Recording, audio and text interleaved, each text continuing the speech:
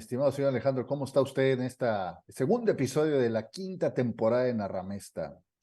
Feliz de verlo a usted, querido señor Salinas, como siempre, saludarlo, abrazarlo a la distancia, pero cercanos como siempre, y con una invitada el día de hoy, mi querido señor Salinas, cuéntenos. Fíjese que hoy tenemos el honor de contar con la compañía de una extraordinaria directora, guionista, que recientemente acaba de ganar un premio del que ella nos platicará por un Buenísimo. largometraje, por cierto, que está basado en un guión que ella hizo de una obra de teatro. Ya creo que ella ya nos corregirá o nos ampliará la información, pero nos da muchísimo gusto porque este reconocimiento es reciente. Es por una película que se exhibió en un festival, el Festival de Cine de aquí de Monterrey, y la película Ok, se llama Un Mundo Mejor. La directora, guionista, el talento que hoy nos engalana en Arramesta, está aquí con nosotros Janet Juárez. Mucho gusto, muchas gracias. bienvenida. Bienvenidísima, Janet. Hola, muchas gracias por invitarme. Muchísimo gusto estar aquí con ustedes y compartir esta plática sobre un mundo mejor. Un gustazo tener la oportunidad de pues hablar de las cosas que nos gustan también, porque veo que son cinéfilos y que es parte de lo que nos gusta hacer. Muchísimas gracias por la invitación, un honor.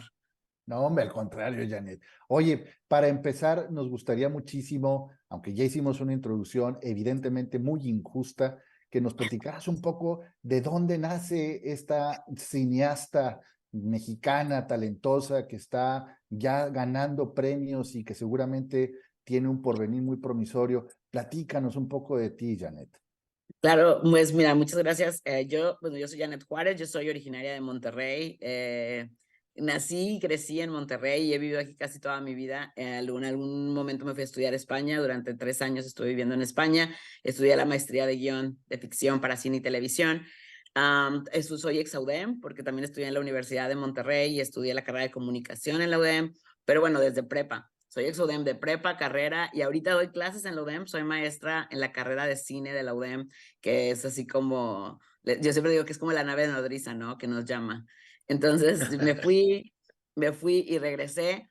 He tenido la oportunidad de hacer mucho teatro aquí en Monterrey y así fue como conocí a David de la Garza, el productor de Un Mundo Mejor, porque los dos hacemos teatro, también escribimos, nos gusta, como que compartimos intereses en común y pues una comunidad muy, pues donde casi todos nos conocemos de alguna u otra manera aquí, la comunidad de teatro y cine de Nuevo León, sí sabemos más o menos así de quiénes somos y es bonito poder justo ser comunidad y hacer equipo y tener como muy en claro eso, que no somos competencia, sino comunidad y que podemos apoyarnos. Qué Entonces, padre.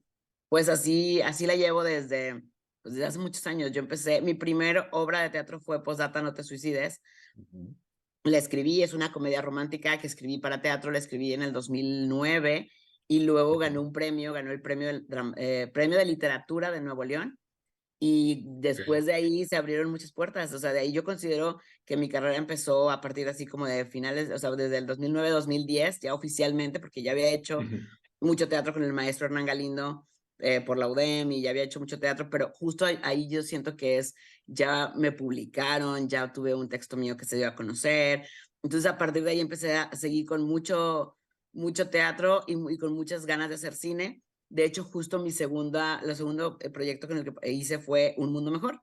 Ujú. En el 2012 escribí el guión de Un Mundo Mejor y lo metí a una convocatoria de guión y ganó. Ganó a mejor largometraje de Nuevo León, pero el guión, solo el guión. Ya. Y pues lo queríamos levantar, pero al final pues no se pudo porque ustedes saben que hacer cine es como muy difícil por cuestiones de presupuesto y situaciones, Ujú. circunstancias. Lo que hice fue adaptarlo a teatro y después lo hicimos así de que lo hicimos en teatro en el 2014 y David de la Garza vio esa obra de teatro. Y esa obra de Ok. teatro le gustó mucho y me dijo que esa obra debería ser cine. Dijo, bueno, pues algún día, ¿no? Y ese algún día llegó ahora después de la pandemia, después del 2020. No, oye, enhorabuena, nos da muchísimo gusto, Janet. Solo para poner en contexto a Alejandro y a la comunidad de narramestos que siguen este espacio y a quienes les agradecemos como siempre su lealtad, su atención, su preferencia. David de la Garza es un muy buen amigo, es esposo de una prima de mi esposa. Los azares del destino nos pusieron en el mismo camino Fue el productor junto con Antonio Lema de este largometraje. Pero además, yo debo decirlo, no me puedo quedar callado. Janet, yo conozco al papá de Janet, yo trabajé con el papá de Janet hace muchos años, en Ah, 1900. sí, en vitro. En vitro, yo trabajé en vitro en 1995, 96, y en Claro. O aquellos sea que usted no es años, un jovencito, señor Salinas, ¿qué yo sí pasó? soy un jovencito, nada más que pues tengo más años que otros, pero... Pues es muy difícil, yo soy igualita a mi papá, entonces así es súper Ay, difícil, ¿no? es un tipazo, yo lo estimo muchísimo a tu Ok, señor padre, a quien le mando un fuerte abrazo, un Ay, saludo muy muchísimas gracias, cordial. le voy a decir, va a estar muy contento, va a estar muy contento de... Sí, sí, dile que está pendiente un café, ya no son cervezas, un cafecito y unas galletitas. Muy bien, yo le digo, claro, qué chido, qué chido. buenísimo. Pues yo, mira, yo le debo muchas cosas a Vitro, desde el hecho de que pude haber estudiado mi maestría en España, toda mi carrera, pues mi papá trabajó, literalmente toda mi vida, mi papá trabajó en Vitro, entonces, pues, ¿qué puedo decir? Sí. Bueno, pero entrando en materia, y vamos a involucrar al buen Alejandro, que es alguien que sabe de cine, que le gusta mucho el Bueno, cine. Esta película, voy a leer, si me permites, voy a leer un poco la reseña que viene en la página en la que se publica, que es la del Festival de Monterrey. Dice, Víctor, la película se llama Un Mundo Mejor. Dice, ajá. Víctor es uno más de quienes sufren los estragos del crimen organizado en México. Qué curioso, ¿no? Pero el tema no ha superado Sí, desde el casi no 2020. sabemos de eso en México, No. ¿verdad? Sí.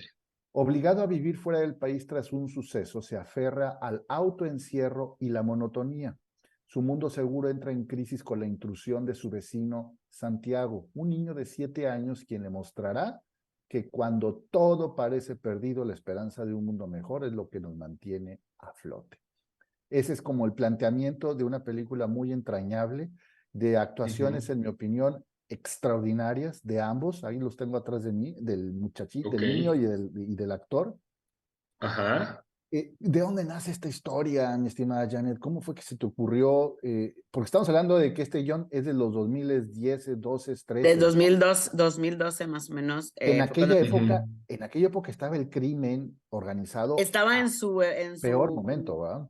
su peor momento, digo, desafortunadamente todavía sigue siendo una realidad, que es algo que es muy Exacto. triste, pero pues que es lo que le ha permitido a la película tener como Vigencia, esta, tener validez todavía, ¿no? claro. Pero justo surge porque me decían, cuando yo estaba trabajando en el guión de Postdata, pero ya para adaptarlo a cine, y me decía el director que iba a dirigir Postdata en ese momento, me decía, deberías hacer una historia que hable sobre esto, sobre la inseguridad, que hable sobre todo lo que está pasando ahorita, porque nos están pasando muchas cosas. Y yo decía, es que yo no quiero hablar de eso, o sea, no quiero hablar de algo que vemos en las noticias todos los días. Pero luego pensé, bueno, pero justo ¿por qué no quiero hablar de eso? Porque es muy triste, es porque da miedo, porque... Entonces dije, fíjate, yo no quiero hablar de la violencia, sí, yo no quiero presentar la violencia, pero sí cómo se siente, qué estragos deja, cómo se vive el miedo, cómo se vive esta como incertidumbre, la inseguridad ya como le afecta a las personas, ¿no? Entonces quería tratar eso y luego también quería buscar una manera de y cómo podemos salir adelante, ¿no? Son como con las conexiones, a través de las conexiones, a través de la reconexión con nuestra infancia, la reconexión con nuestro niño interior, ¿no? Como el encontrarte contigo mismo. Mira, yo soy súper fan del libro del Principito, es uno de mis libros favoritos y yo creo que es el libro que todo el mundo debería leer porque es un libro Claro. que te confronta y te reconforta porque es tu libro como, si lo lees de niño es una cosa y luego si lo lees de adulto te Es muestra otra. otras cosas. Correcto. Como dicen en el mismo Principito, ¿no? Todos los niños algún día serán adultos y todos los adultos alguna vez fueron niños, que lo dicen también en la peli porque justo es una frase que creo que hace que pues es algo para todos necesitamos, hay cosas que todos necesitamos saber o necesitamos que nos digan, ¿no? Que nos den que nos confronten y nos reconforten. Entonces, una mezcla de estas sensaciones es lo que yo quise poner en un mundo mejor. Y aparte me tocó vivirlo de alguna manera. Muchos de mis amigos tuvieron que irse a Estados Unidos porque o estaban amenazados de secuestro a su familia o los habían vivido algún secuestro. A mí me tocó vivir fuera del país también en España. Afortunadamente no fue por cuestiones de la violencia, pero sí se sentía el contraste de vivir en otro lado y luego venir a México y sentirte inseguro Claro. en tu propia casa, porque tu país es tu país y tu hogar es tu hogar. Entonces, sí se volvió una cosa como muy latente. Entonces, quería retratarlo en un mundo mejor. Y para mí, otro tema muy importante es la salud mental. O sea, es un tema que para mí es 100% relevante y que no, la gente lo tenemos como asumimos que tenemos que ir al doctor para cuando nos enfermamos, ¿no? De algo físico, pero también recibir ayuda o recibir apoyo cuando no nos sentimos safe, cuando no nos sentimos seguros, pues es parte de, ¿no? Y cómo las emociones pues van definiendo mucho de tu mundo exterior también, ¿no?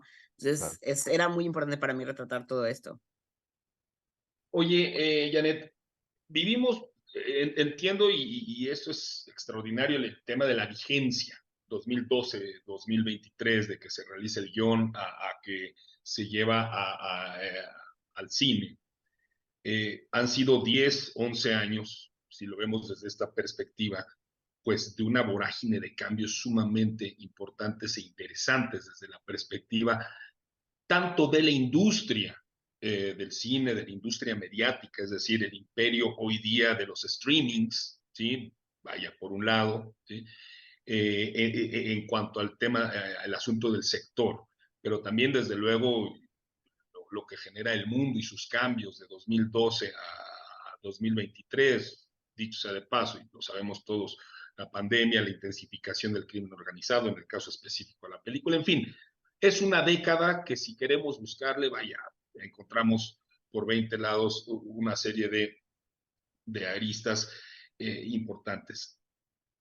El aspecto al que quisiera llegar contigo en esta perspectiva es en el proceso creativo que tú estableciste 2012, 2023, en todo este cambio o línea que se ha seguido en términos tanto de la dinámica mundial como del sector, ¿qué tantas dificultades encontraste justo para la realización y llevar a cabo esta idea que como todo artista, tú eres un artista en tanto que haces arte, sesión, y que viene del corazón, ¿sí? Y que hay una proliferación enorme de oferta en este sentido, ¿sí?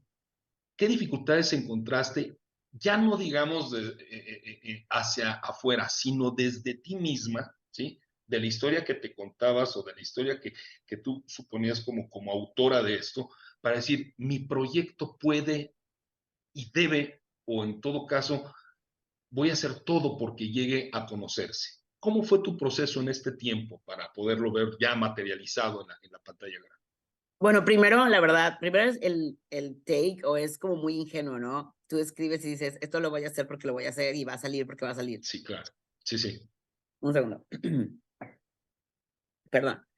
No te Primero, preocupes. primero es eso, la primera como acercamiento es como muy ingenuo porque tú lo escribes y estás seguro que alguien lo va a levantar y alguien lo va a sacar, luego te vas dando cuenta que es muy difícil, que se requiere es como justo tiempo, dinero, mucho esfuerzo, el cine es muy caro, no es tan fácil, son demasiadas, o sea, nosotros tuvimos la fortuna de poder levantar un mundo mejor con apoyo de Focine, que probablemente si no hubiéramos tenido Focine no la hubiéramos podido levantar, ¿no? Y es una película que nos dan un apoyo, pero el apoyo pues no cubre todo lo que realmente vale la película, todo lo que realmente cuesta la producción, pero sí es un gran apoyo para poderla sacar adelante, ¿no?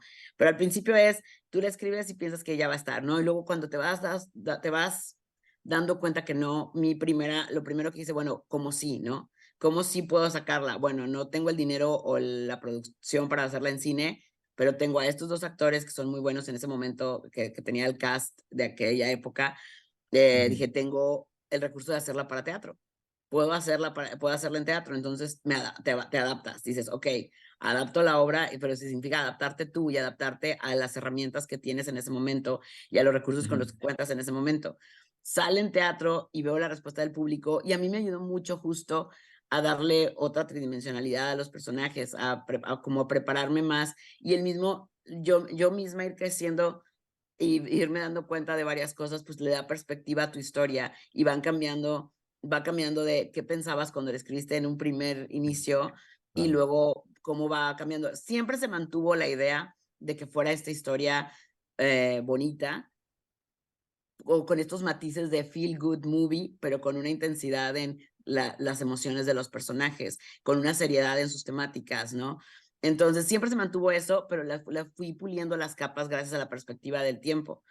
Y luego llega la pandemia y la pandemia nos da otra perspectiva de lo que es esta película, porque Víctor vive encerrado todo el tiempo, vive en una jaula de oro que él se construyó.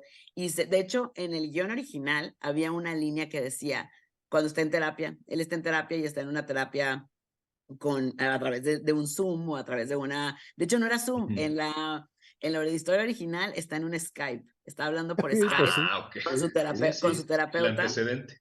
era y, vintage. está hablando con él y le dice, y justo le dice, Víctor, esto es poco convencional, porque en el momento que yo escribí el guión, era muy poco convencional que te aceptaran una terapia en línea o te Claro. aceptaran una terapia virtual, pero por las circunstancias del personaje, pues el doctor lo aceptaba, ¿no?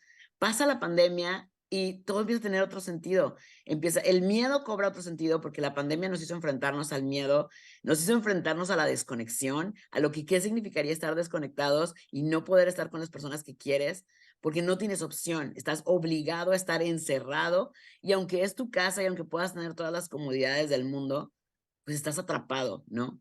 Entonces, eso le dio otra perspectiva a la obra, ¿no? O sea, bueno, a la película en este caso, ¿no? O sea, la obra luego se readaptó otra vez a cine, que fue originalmente era para cine. Entonces le fue puliendo a los personajes, a sus intenciones, y para mí sí llegó un momento en que yo pensé, esto ya no se va a hacer, o sea, ahí está el guión, qué bonita historia y todo, pero nunca sabes. Algo que aprendí definitivamente es confiar en el proceso y confiar en los Ah, tiempos y confiar en cómo vas construyéndote tú como autor y cómo se va construyendo tu entorno para que las cosas sucedan, ¿no? Entonces, es algo muy difícil, se lo digo a mis alumnos, pero es sí confiar en el proceso y confiar en los tiempos. Yo creo que es uno de los mayores aprendizajes que me llevo de todos estos años en espera de que saliera un mundo mejor, ¿no? oye, Janet, y en ese sentido, como abordamos la parte personal, ¿sí? La parte de la industria, ¿qué cambios has visto en México? Ya nos has comentado de las dificultades, si no hubiera sido con un apoyo, hubiera estado complicado llevar a la pantalla grande. No es lo mismo cuando se quería hacer cine en los 80s, como después ese boom del cine mexicano de los 90 y luego posteriormente toda una serie de altibajos y llegamos ahora a un momento muy particular, reitero, y ahora sí involucro el tema de la industria mediática como tal, el asunto de los streamings y la enorme oferta. ¿Cómo enfrentan eso? ¿Cómo enfrentan eso los creadores? ¿Cómo enfrentan, y si cabe la palabra enfrentar, cómo le dan cara a todo esto cuando la verdad la proliferación es enorme? ¿Cómo hacer valer esa idea que muchas veces pasa, y lo he comentado con mi querido señor Salinas, muchas veces dice uno, esto que escribo pues, verdaderamente será importante, y muchas veces, pues a lo mejor sí, o cómo hago que sea importante y cómo la llevo más allá. En ese sentido, ¿cómo fue el proceso? Pues es una mezcla de muchas cosas, es una mezcla de Uh estar en -huh, el lugar correcto, en el momento correcto y conocer a las personas correctas. Es una uh -huh. mezcla porque sí tiene que ver con suerte también, ¿eh? Sí tienes que tener un poco Ah, de buena suerte, porque, ojo, pero lo importante sería que pues la buena suerte te encuentre trabajando, o sea, estar Sí, como trabajando, decía nunca, Picasso, claro. Sí, sí, ajá, sí. nunca dejar de trabajar, nunca dejar de hacer, probar por un lado, probar por otro, evolucionarte, reinventarte, ir evolucionando con la industria y con las necesidades de la industria. Y finalmente lo que va a hacer válido tu trabajo es que es tuyo y que lo es entre más personal, más universal, que lo decía Scorsese y que luego lo dijo cuando ganó el director de Parasite. No, o sea, Sí. esta historia es mía y la quiero contar y creo en esta historia y voy a buscar mi paso en este mar de oportunidades. Ahora hay muchas más opciones, pero también hay mucha más competencia Uh -huh. y tiene mucho que ver con eso, con estar en el lugar correcto, con las personas correctas y de nuevo suerte, ¿no? Dice, estaba escribiendo una historia hace poco que decía, ¿cómo es? Magia y buena suerte. Dice, oye, yo pensé que eras una persona muy inteligente como para que me dijeras que se requiere magia y buena suerte, pero dices, bueno, cuando has hecho lo suficiente, sabes que finalmente requieres un poquito de magia y buena suerte para que las cosas se den, ¿no? De nuevo, no significa que caigan del cielo, significa que tú tienes que estar trabajando para que cuando caigan o cuando se abra la grietita en el mar de posibilidades, pues tú puedas entrar, ¿no? Y puedas hacerlo bien, ¿no? Y, por ejemplo, la industria, los apoyos son súper importantes, entonces, pues Uh por eso -huh. se lucha tanto porque no se pierdan, no se pierdan los fideicomisos, no se pierdan las becas, no se pierda porque si no hay apoyos es de plano muy difícil, ¿no? Luego otra cosa es cambiar el mindset de las industrias. Monterrey es una ciudad industrial, Monterrey es una ciudad con dinero, pero como que todavía no ven en el cine una posibilidad de negocio porque no lo ha sido hasta ahora. Pero si lográsemos, o sea, convencer o ver que se viera, Monterrey tiene mucho potencial. Descentralizar la industria ha sido otra de las cosas que se intenta mucho, ¿no? Que todos los apoyos se quedan con ciudad, porque se juega mucho es que allá es donde se saben hacer las cosas, claro, pero si nunca dejas hacer las cosas, si acá en provincia, entre comillas, como nos dicen, no nos dejan hacer cosas, pues nunca vamos a aprender a hacerlas, ¿no? O sea, Correcto. queremos expertos, pero no los dejamos hacer, ¿no? Entonces, es parte de, ¿no? Hay que buscar. Y ahora yo creo que mucha gente piensa así y apoyar como el cine independiente es como una de las opciones que te van a ayudar, que te van a llevar a más, ¿no? Yo creo competir, por ejemplo, también competir contra la inteligencia artificial, contra estas cosas Ah, que ese es. es otro tema. Yo les decía a mis alumnos, ok, la tecnología es buena, tener herramientas tecnológicas son Ujú, buenas, ¿no? Y ujú. si se usa como tal, bueno, está genial, pero luego vienen los dilemas éticos, entonces tendría que establecerse mucho más lineamientos éticos y morales en qué momento usar la tecnología, en qué momento utilizarla a nuestro favor. Ahora, el fuego, cuando se descubrió el fuego, cuando el hombre descubrió el fuego es una herramienta tecnológica Correcto. y le sirvió mucho al ser humano para evolucionar, pero el calor humano no te lo da el fuego. Eso es muy Entonces, cierto. entonces, no te puedes quedar con el calor artificial. Entonces, ¿qué es lo que va a hacer que las historias sean más humanas? Pues ser más humanos, ¿no? Conectar y buscar que realmente vengan de un lugar honesto, que realmente tengan algo que decir, que realmente no lo estoy haciendo para llenar algoritmos, que no lo estoy haciendo para llenar espacios huecos, no, sino es porque es una historia que vale la pena contarse. Mucho está sucediendo en el mundo ahorita que necesita atención. No todos lo vamos a contar de la misma manera, no todos vamos a contar las mismas historias y eso es lo más bonito de la industria. Lo que hace industria es que existan muchas historias que contarse. Oye, voy a arriesgar una interpretación, Janet, de la historia y traigo esto a colación por la problemática que vive en general el que decide dedicarse al cine, que efectivamente es una industria fascinante, pero muy demandante, con muchas adversidades de carácter financiero, de carácter operativo, de carácter regulatorio, etcétera. Pero en la historia, y no voy a dar ninguna spoiler, Spoiler. no lo voy a hacer, pero en la historia, y bien lo comentabas ahorita, puede haber varias interpretaciones. Una de ellas es efectivamente el encierro provocado por un asunto de violencia, de una violencia que azotó a no solo Monterrey, sino a muchas ciudades en aquellos años y que hoy en día está muy presente en el país. Pero también el encerramiento provocado por el terror a ser infectado, a contagiarse por un virus, y que quizás fue tan o más doloroso que el del crimen organizado, porque te lo autoafligías, o sea, ir en el supermercado y escuchar un estornudo en algún pasillo Sí, claro. equivalía a escuchar una bomba, que se había activado algún explosivo, ¿no? Y también hay otra que quizás, y esta es una muy arriesgada, Janet, y ofrezco una disculpa si me estoy yendo por el monte, pero también es el encerramiento propio del individuo en un mundo como el actual, en donde todo está ya mediado por la tecnología y en donde ya hay una especie como de independencia del otro, porque ya encuentro satisfactores a través de las herramientas que me ofrece este mundo digitalizado y hipertecnificado, de forma que yo ya pido el súper por internet, no tengo que ir al súper, yo ya puedo tener sesiones como viene en la película, con un psicólogo a través de Zoom.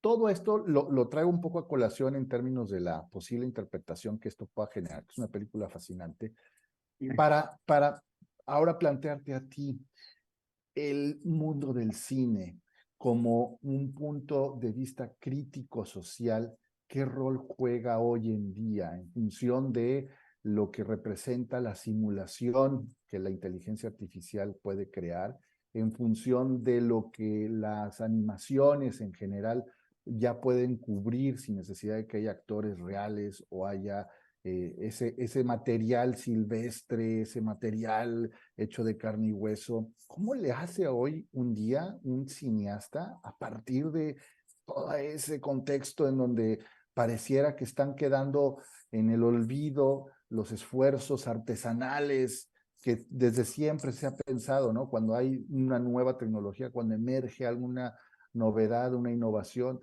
se supone que eso va a desplazar y enterrar alguna práctica que antes era llaneramente manual, ¿no? ¿Qué ves tú en ese sentido? Pues justo para mí es lo que decía, es apostarle a lo humano, ¿no? O sea, es apostarle a lo personal, a lo más humano. Y justo en la película sí se plantea también eso. Víctor está desconectado del mundo, o sea, sabe manejarse en el mundo virtual, pero realmente no está. Es una realidad virtual, no existe. Hasta que conecta con el niño es cuando empieza a reconectarse con sí mismo, ¿no? O sea, entonces finalmente también Un Mundo Mejor sí habla de la reconexión y habla que la manera de ir perdiendo el miedo es conectarte, saber qué es real, saber quién está ahí, quién está para ti, quién no, y darte la oportunidad de darte la oportunidad de sentir, porque también Víctor estaba en un momento donde no quiero que nada me afecte, nada a mi alrededor, tengo toda una rutina. Me preguntaban mucha gente, ¿por qué Víctor se viste si no va a salir? Y yo decía, Puede ser. pues porque es lo único que puede controlar. O sea, Interesante. él controla qué se pone en las mañanas, tú saca su ropa, la prepara, lo planea, él controla a qué hora come, a qué hora cena, qué copita de vino se toma tal día, a tal hora, ese es mi momento de jugar videojuegos. Entonces él tiene como muy marcada su rutina, porque eso es lo que controla, hasta que pierde un poco el control porque llega este niño a moverle todo, porque el niño llega y eso de se brinca la barda, o sea, son cosas que es todo como lo opuesto, que Víctor lo piensa mucho, el niño no lo piensa porque el niño no lo hace tan consciente, entonces le va a mover este mundo, ¿no? Entonces también está bien permitirte sentir, también está bien permitirte experimentar y equivocarte y volarte la barda y caerte, ¿no? O sea, es como se vale, ¿no? Y justo, pues eso, ese lado humano y ese lado de las conexiones, pues yo creo que es lo que va a hacer que sobreviva o que es como el teatro. Desde hace muchos años se decía que el teatro iba a Sí, desaparecer y que la desaparecer. gente ya no iba, no, la gente quiere escuchar historias, a la gente le gusta que le cuenten historias, a la gente le gusta verse reflejado en otros personajes y reflexionar o entretenerse, porque también yo no le veo nada, al contrario, para mí el entretenimiento es toda una forma de arte, es lograr entretener a toda una audiencia y tener a la audiencia comiendo de la palma de tu mano, pues se me hace maravilloso. Si lo puedes hacer, eso es arte. Además es un ritual, o sea, el Claro, ritual de salir al teatro, ¿sí? El exacto, ritual exacto, familiar que implica de ir al cine, ¿sí? O sea, por exacto, mucho que totalmente. en su momento llegó el videoclub, no sé si se acuerdan, ¿no? Sí, Bueno, a lo Sí, mejor tú claro. eres muy ¿cómo chica, no? Janet, No, pero pero sí, el sí. videoclub, no, la industria ya se va a caer. No se cayó, ¿sí? Llegan los streamings, ¿sí? Y la pandemia, no, ya la industria. Y apenas se recompuso, ¿sí? Claro, La gente estamos volviendo al cine porque va más allá de una situación individual ante el producto, sino hay toda una ritualización De la alrededor de comunidad, lo que claro. implica vivir la experiencia. claro, la Entonces, experiencia. que es la experiencia y que como tú bien apuntas, o sea, es un tema de quiero sentir la experiencia de lo que implica ir a ver una historia, pero vivirla en el teatro, sentir al actor, a la actriz, a la producción cercana, en el cine, la gran pantalla, ¿no? Claro, Entonces, que vaya, por mucho que tengamos una pantalla en casa que sea mamalón acá de 90 pulgadas y la chica. No, no, no, no, no, no. No hay como la experiencia cinematográfica, No ¿no? hay. claro, Entonces, hasta el hecho de ir y formarte y comprar palomitas y que se te va a hacer tarde para Sí, entrar a la función, sí, toda esa sí. experiencia, o por ejemplo, a mí me da mucha risa porque ver la película y luego que alguien esté hablando.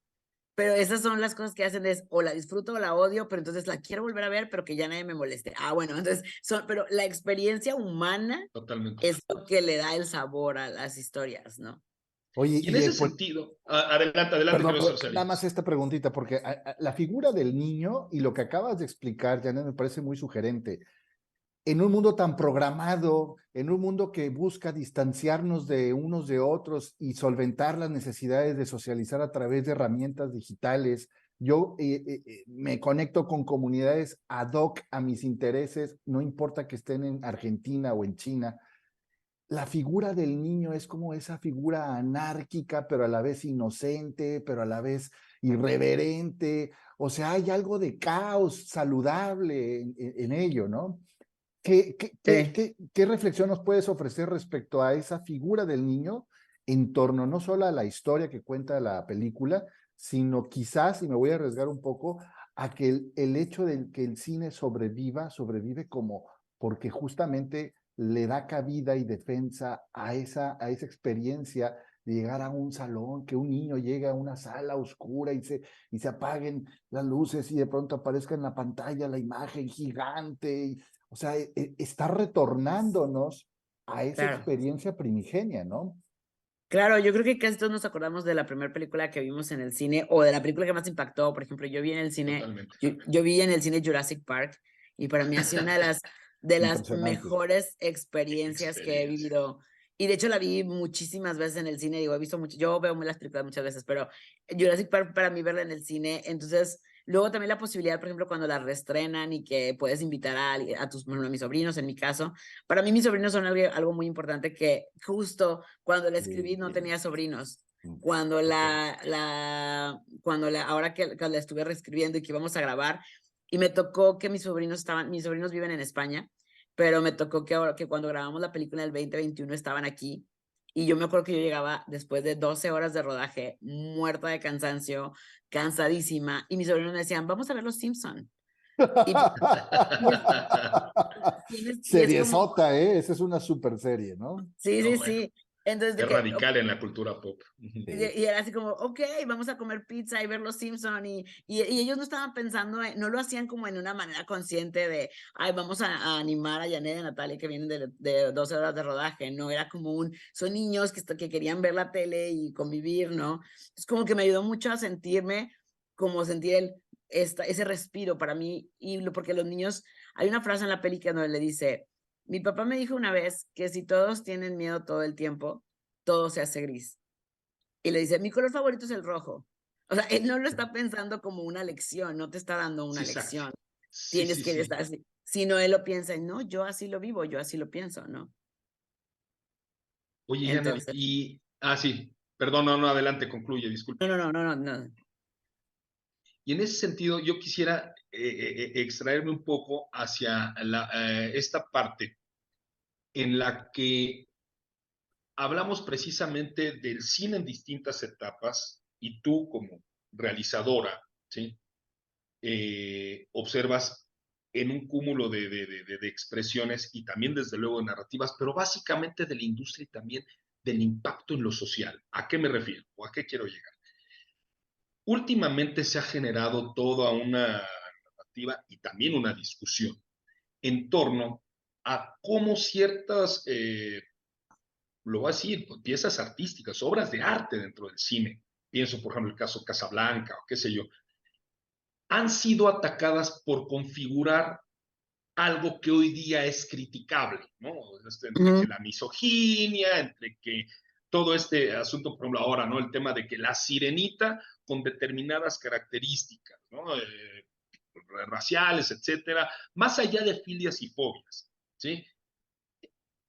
¿Qué tanto está contribuyendo en términos positivos, si es que contribuye, o cuál es su parte crítica de todas estas posturas en las que, a ver, Casablanca se hizo en un momento específico de la vida, en un contexto muy concreto del mundo, y es una pieza que, a mi juicio al menos, habría que analizarla desde su contexto, ¿sí? Quererla quitar, quererla mochar o qué sé yo, híjole, como que se me hace a mí en lo personal, lo digo a título personal, un despropósito, ¿sí? Tenemos todo el cine, ya sea de Kubrick o el cine de Hitchcock, qué sé yo, podemos agarrarnos a cualquier cantidad de autores, ¿sí? Esta intencionalidad de querer hacerlo políticamente correcto en el cine, a mí en lo particular se me hace un despropósito. Sin embargo, yo soy un simple villamelón en la audiencia, ¿sí? Yo quisiera saber a alguien que realiza cine, que alguien que verdaderamente está involucrado, su punto de vista en torno a esto que se expresa de manera reciente en torno al cine y a sus expresiones de antaño. Pues yo creo que el cine es para todos, o sea, las historias son para todos y todos merecemos que se cuenten historias sobre todos, o sea, sobre nosotros. Uh -huh. Por ejemplo, la inclusión no debería de ser forzada, debería existir. Se siente forzada porque todavía no estamos acostumbrados a verla, pero la idea es escribir para todos y que cada quien tenga libertad y voz para contar sus historias. Todos nos lo merecemos, no deberíamos, en ese aspecto no es como que, ay, no, nada más está esta parte de la población o esta parte, no, todos tenemos derecho a tener, a que se escuchen nuestras historias y a que se cuenten nuestras historias. Yo creo que cada quien tiene también, me parece que es importante que cada quien cuente la historia que sea honesta para esa persona y que no tratar de explicarle a otros cómo debería ser su vida, ¿no? O sea, que es algo que pasó con muchas películas que ahora les llaman de The White Savior. Ojo, son pasos y la gente tiene que ir evolucionando. Obviamente, Casablanca no va a dejar de ser una obra maestra porque se hizo en ese contexto, pero sí es muy importante ver en qué se equivocaron o en qué hicieron mal o por qué no veían en esa época, que ahora sí vemos. Y es bonito entender cómo van a evolucionar. Por ejemplo, a mí me da mucha risa cuando critican a las princesas de Disney, pero es que qué bueno que las niñas de hoy tienen a una Elsa de Frozen o tienen a una Mérida o tienen a... Claro, pero para que existieran ellas tuvo que haber una Blancanieves. Y esa Blancanieves fue evolucionando y las princesas de Disney siempre han sido, van adelantadas a su época, no parece, y todo el mundo pone como que siempre querían un príncipe. Claro que no. No era lo que buscaban las princesas si las analizas bien. El problema es que no tenemos conciencia y lo analizamos todo de manera muy superficial y tenemos que ver que las cosas tienen un contexto, tienen un subtexto y lo ideal es aprender de los errores, no cancelarlos. No los cancelas, aprendes, se equivocaron, esto se hizo una oda a esto, pues no, eso estaba mal y sigue estando mal. No es que antes estaba bien, no, siempre estuvo mal, pero ahorita tenemos la capacidad de verlo. Nada más que si lo quitamos, pues nunca lo vamos a ver y se va a volver a cometer y se va a volver a cometer el mismo error. Entonces, no está mal señalar en que se equivocaron, no está mal señalar pero es con conciencia. Creo que a veces solo nos dejamos llevar por la corriente en todos los sentidos, por todas las corrientes y falta como un poco de reflexión, autorreflexión, otra vez de en qué momento se hicieron estas películas, para qué se hicieron y pues tú corregirlo como autor, tú corregirlo como espectadores. No estoy de acuerdo, sí estoy de acuerdo, pero para poder tener un juicio, pues tienes que ver tienes que ver todas las vertientes. No puedes solo, bueno, porque todos en esta plataforma dicen que esta película no se vea, pues ya no la voy a ver. No, ¿por qué no? Y es de dónde viene. Entonces creo que lo que nos falta un poco es conciencia. Y una vez me preguntaron en clase de que es que está bien mal la inclusión forzada. Pues la inclusión forzada va a dejar de ser forzada cuando ya no cuando ya estemos con esa conciencia de las historias son para todos.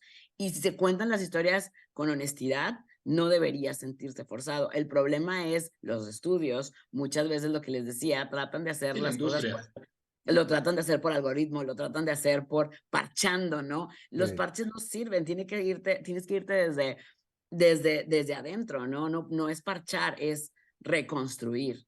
O sea, no es ese es buen punto. Sí, o sea, no parchas, reconstruyes y no tienes que a veces derrumbar, sino pues ir construyendo tu Que propio luego ese camino, es el ¿no? riesgo, Janet. Luego ese es el riesgo, la censura. O sea, digo, yo estoy, vaya, el título personal lo digo, estoy totalmente de acuerdo desde una perspectiva crítica, decir, a ver, desde Casablanca, pasando por lo que del viento se llevó y cualquier película que establezcamos, ir a ver, hay un punto de vista crítico, le faltó, le falló, creemos que A, B, C o D, está perfecto, pero de ahí a la censura, que es lo que luego algunos grupos están plantean, ahí es donde sí, en lo personal se me hace un despropósito, pero bueno, es mi punto muy... No, la censura, creo que la censura en ese aspecto puede provocar el efecto contrario, ¿no? O sea, Exacto. Y es como quererte tapar los ojos o querer hacer parches. No puedes hacer parches, tienes que otra vez reconstruir, aceptar, ver, delimitar y crear tu propia o sea, crear como tu propio, ¿cómo se llama? Tu propio criterio, con tu propio criterio, ¿no? Porque sí, no. Ahora, bueno, si ya sabemos que hay cosas que están mal, pues no repetirlas. Si no aprendemos de los errores, estamos condenados a repetirlo. Ahora, ojo, todo es parte de un proceso, porque eventualmente a veces, o sea, se estiran las ligas para poder llegar a mira, ya se acomodó. Entonces a veces empiezan se van al otro extremo, o sea, nos vamos a los extremos, porque para llegar luego a un punto medio, ¿no? Oye, Janet, y en ese sentido, y tomando un poquito la reflexión que nos acabas de compartir y la pregunta que planteó muy acertadamente Alejandro, si el cine está digamos, el cine de valor, o si hay algún calificativo, quizás es un poco injusto y siempre arbitrario, pero el cine que trasciende, el cine que genera algo, siempre está debatiéndose entre dos grandes polos. El polo de que en esa autenticidad haya algo que genere resistencia social. ¿Por qué? Porque en la autenticidad de una visión, pues va a haber diferencias. ¿Por qué? Porque todos somos distintos y eventualmente puede haber incluso rechazo a la de lo que bien decías ahorita, honrar fórmulas algorítmicas. Oye, es que las historias que funcionan siguen siempre esta estructura y si no siguen esta estructura, no tienen financiamiento, punto. Olvídate de que los lean, no va a prosperar. Esos serían dos polos, el de la autenticidad, en donde viene el cine de autor y es un cine difícil, es un cine casi de museo, un cine que va consagrado solo a los grandes críticos y conocedores, y otro cine que es el que está pensado exclusivamente para vender boletos. ¿Tú verías que esos son los dos grandes polos? Pues yo sé que hay cine para todos, ¿no? Y a mí, no, a mí lo que me gusta, a mí no me gusta decir de que, yo solo veo cine acá, yo solo veo cine no, pues yo veo el cine que me gusta, las historias que me gustan, Correcto. O sea, las historias que me convencen. Y puede haber historias que me convencen en un cine como más artístico, más autoral, y en un cine comercial. Yo amo el cine comercial, o sea, yo amo Hollywood, me encanta. Ahorita dije Jurassic Park, y así me voy a ir. Yo veo Twilight, o sea, veo Crepúsculo, y no creo que sean unas obras maestras para nada, pero pues me Sí, divierte. no, claro. Sí, hay que verlas. Me entretiene, ¿no? Entonces yo creo que hay cine para todos y de todo tipo. Yo creo que lo que hace una película que valga la pena es como es otra vez la honestidad, de dónde viene, saber, tener muy claro cuál es su propósito. Yo les decía a mis alumnos, si ustedes quieren hacer Transformers 29, pues hagan Transformers 29, no pasa nada. O sea, no pasa nada si tú quieres hacer, si tú es lo que quieres hacer, ¿no? Rápidos y Furiosos 80. Ajá, exacto. El problema sería, o el problema radica que tú quieras hacer un cine como autoral y no te saliera y te saliera otro tipo. O sea, tienes que, o que luego, por ejemplo, sí me pasa que conozco compañeros cineastas o incluso alumnos que hacen como un cine como muy autoral y como muy experimental y luego dicen, es que nadie la vino a ver. Es a conciencia, o sea, o sea, tienes tu público, ¿qué quieres? ¿Que tener mucho público o que contar algo tuyo con tu estilo? O sea, tienes que ir adaptándote y saber lo que quieres, ¿no? Bien en un video ensayo que decía, ¿qué hace una película great, no? ¿Qué es lo que hace una película genial, no? Y ponía 3 cosas y decía o sea, la innovación, que innovara, ya sea en técnica, narrativa. Por ejemplo, ponía el ejemplo de Ciudadano Kane y hablaba de la innovación en la narrativa, en la técnica, y luego decía, esa es la innovación. Y también ponía Star Wars, porque siempre ponen el ejemplo de Star Wars, la primera, la del 77, y luego decía impacto social, y hablaba, por ejemplo, de Jaws, ¿no? La de tiburón, que creó toda una fobia, ¿no? Que los tiburones ni siquiera son el número 1 o sea, no son la principal De causa de los accidentes. depredadores. Sí. Ajá, y pues, todo el mundo le tuvo miedo al océano después de ver Jaws, ¿no?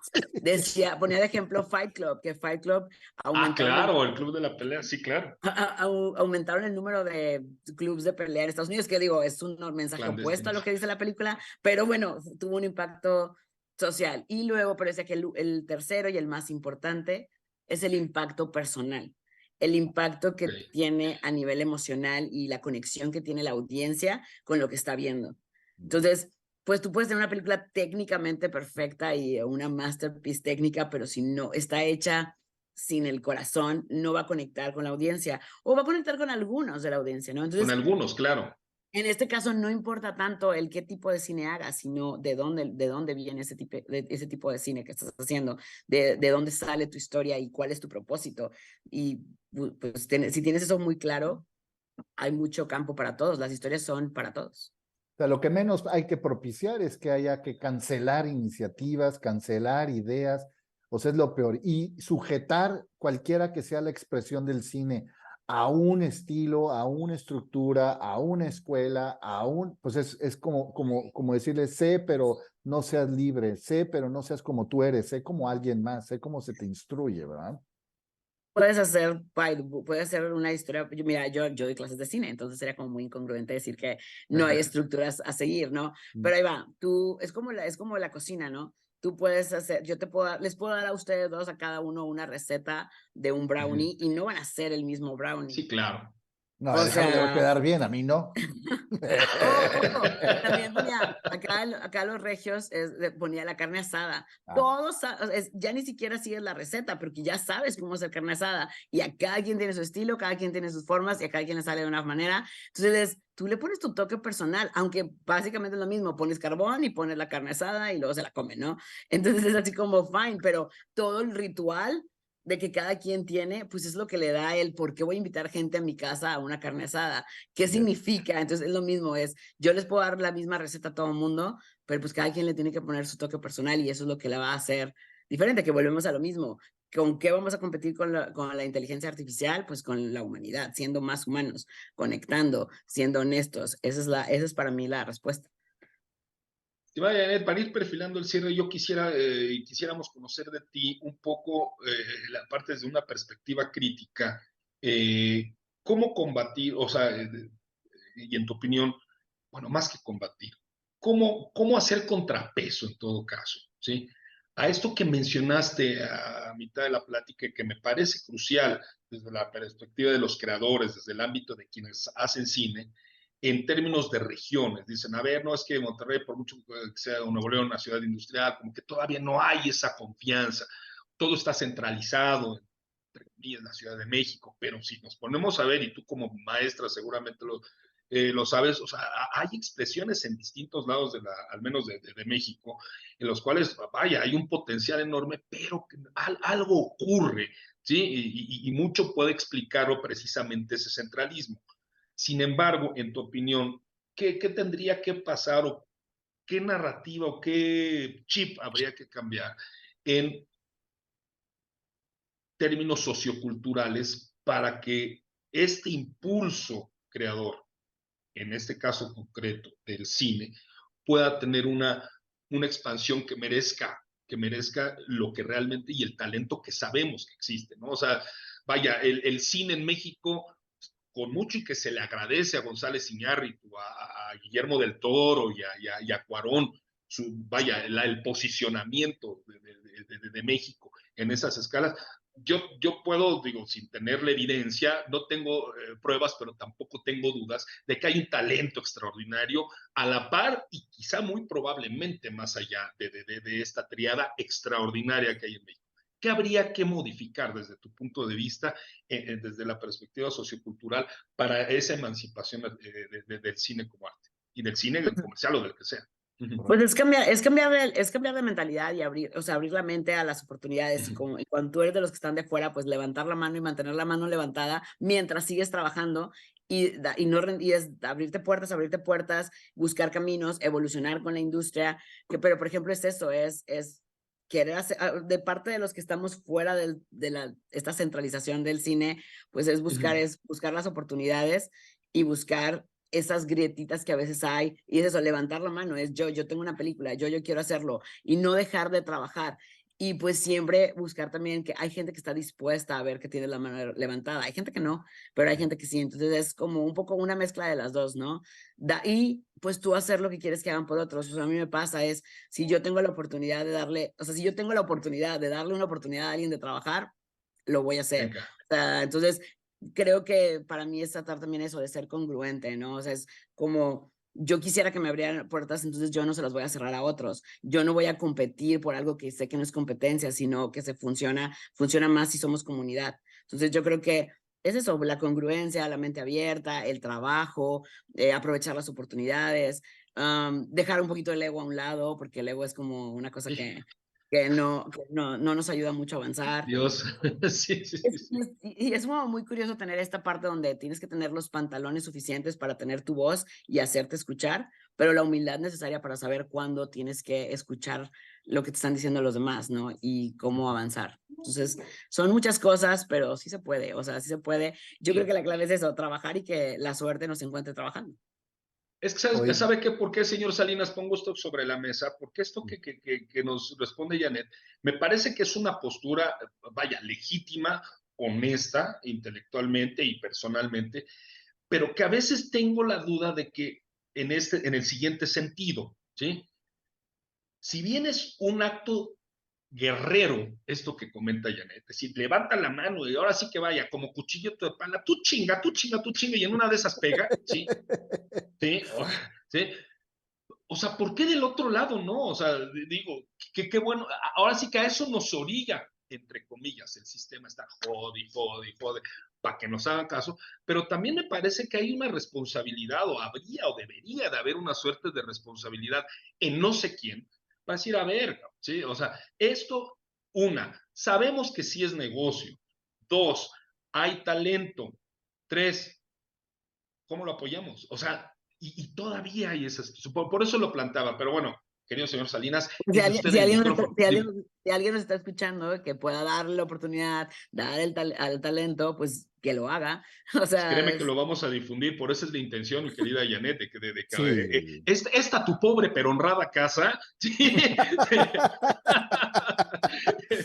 Pues sea un pivotito para decir, a ver, miren, aquí hay un sector que hace esto, una actividad, y está en esta circunstancia, y se trata de esto.